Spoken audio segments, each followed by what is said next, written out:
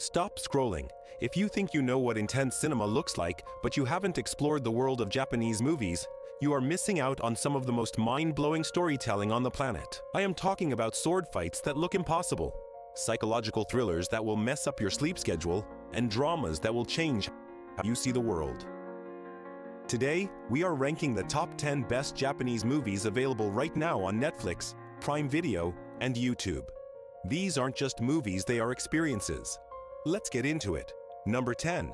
High and Low, released in 2016. We are starting this list with pure adrenaline. If you love movies like The Warriors or Crow Zero, this is going to be your new obsession. The premise is simple.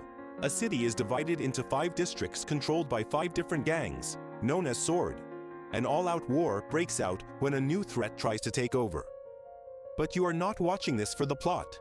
You are watching this for the sheer scale of the action.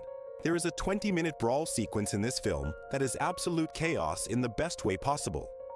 The camera flies through shipping containers, follows fighters jumping off structures, and weaves through hundreds of stuntmen fighting at once.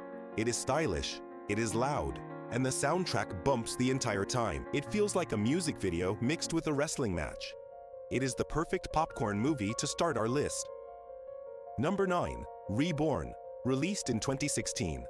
If High and Low is about chaos, Reborn is about precision. This is a deep cut for true action fans. It stars Tak Sakaguchi, who is a legend in the stunt world. He plays a retired Special Forces soldier living a quiet life as a convenience store clerk until his past comes back to haunt him. Standard setup, right? Wrong. The fighting style here is unlike anything you have seen in Hollywood. They use a technique called zero-range combat. It is ugly, fast, and terrifyingly realistic. There is no dancing around. It is all about shoulder control, wavy movements, and taking out the enemy before they can blink.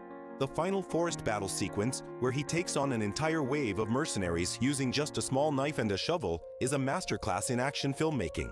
It is low budget, but the choreography is world-class. Number 8. Baby Assassins, released in 2021. Let's switch gears to something that is equal parts hilarious and deadly. Imagine if 2 Gen Z teenagers were highly trained contract killers, but they also had to deal with the nightmare of being roommates and working part-time jobs. The movie follows Chisato and Mahiro. They are incredible at killing people, but they are terrible at basic life skills like paying bills or waking up on time. The chemistry between the 2 leads is what sells this movie. One is hyperactive and social, the other is socially awkward and hates everything. You spend half the movie laughing at their awkward dialogue, and then suddenly, the action kicks in, and it is brutal. The final fight in the warehouse is surprisingly technical and hard-hitting. It is a fun, breezy watch that manages to be cute and violent at the same time. Number 7. Kingdom, released in 2019. Now we are going big. Massive scale.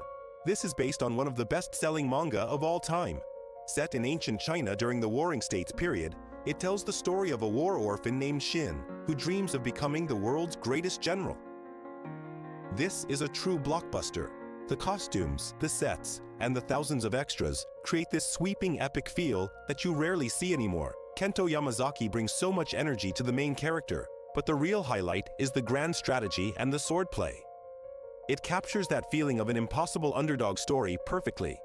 If you like movies like Gladiator or Red Cliff, this is going to be right up your alley. Plus, if you enjoy this one, there are sequels that are just as good, so you have plenty of content to binge.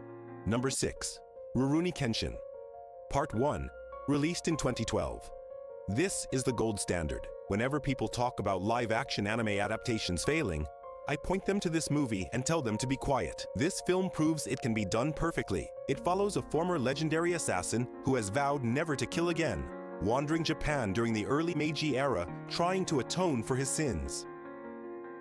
The action choreography here changed the game. They use a technique where they speed up the actor's movement slightly to make the sword strikes look superhuman, but it still feels grounded and heavy.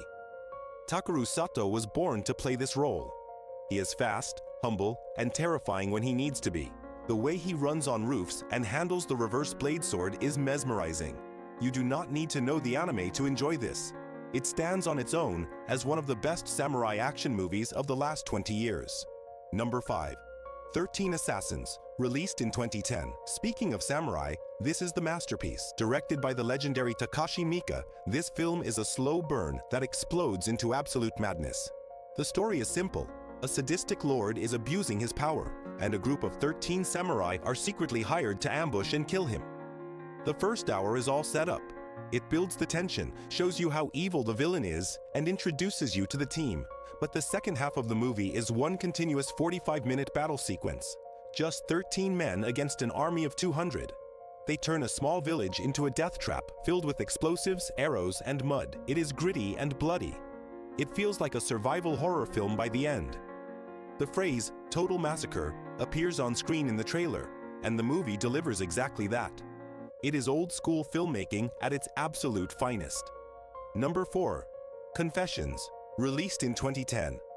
Alright, let's step away from the swords and get into the mind games. This movie is dark. I mean, really dark. It opens with a middle school teacher standing in front of her chaotic classroom. She calmly announces that she is resigning, and then reveals that 2 students in that very class killed her young daughter. She does not want to go to the police. She wants revenge, and her revenge is psychological, cold, and terrifying. The way this movie is shot is beautiful, using cool blue and gray tones, which makes the disturbing content feel even more unsettling. It is a story about how violence creates more violence. You will be glued to the screen trying to figure out how far she is willing to go. The ending will leave you sitting in silence for a few minutes, just processing what you just watched. Number 3. Like Father Like Son. Released in 2013. We are moving into emotional territory now. This film is directed by Hirokazu Koreeda, who is a master of family dramas. The concept is a parent's worst nightmare. Ryota, a successful architect, finds out that his 6-year-old son was switched at birth in the hospital. He has been raising another man's child, while his biological son is living with a poorer shopkeeper family. The hospital gives them a choice: switch the boys back, or keep the ones they raised. It asks a brutal question. What makes a father? Is it blood, or is it the time you spend together? There are no villains here, just 2 families in an impossible situation. It is subtle and quiet, but it hits you like a truck. You will find yourself tearing up at small moments, like a family photo or a toy being fixed. It is a beautiful, heartbreaking look at parenthood. Number 2. Monster. Released in 2023. This is a recent release that blew everyone away at the Cannes Film Festival. It is also directed by Koreeda, but it is structured like a mystery thriller. It starts with the mother noticing her son is acting strangely. She accuses his teacher of bullying him. It seems like a clear case of a bad teacher and a worried mother. But then, the movie rewinds and shows you the same events from the teacher's perspective. Then it rewinds again and shows you the child's perspective. Every time the perspective shifts, the truth changes. What you thought was malice might be misunderstanding. What you thought was innocence might be guilt. It is a puzzle box of a movie that deals with rumors, prejudice, and hidden secrets. The score was written by the late Ryuichi Sakamoto, and it is hauntingly beautiful. Do not look up spoilers for this one. Just watch it. Number 1. Godzilla Minus One. Released in 2023. We have arrived at number 1. And honestly, there was no other choice for the top spot. This is the movie that took the world by storm. For my money, this is not just the best monster movie of the year, it is one of the best movies of the year, period. Set in post-war Japan, the country is already at zero. They have lost everything. Then, Godzilla shows up, taking them from 0 to -1. This isn't the hero Godzilla fighting other monsters. This is a terrifying force of nature. The visual effects are incredible, especially considering the budget was a fraction of a Hollywood blockbuster. But what makes this number 1 is the human story. You actually care about the characters.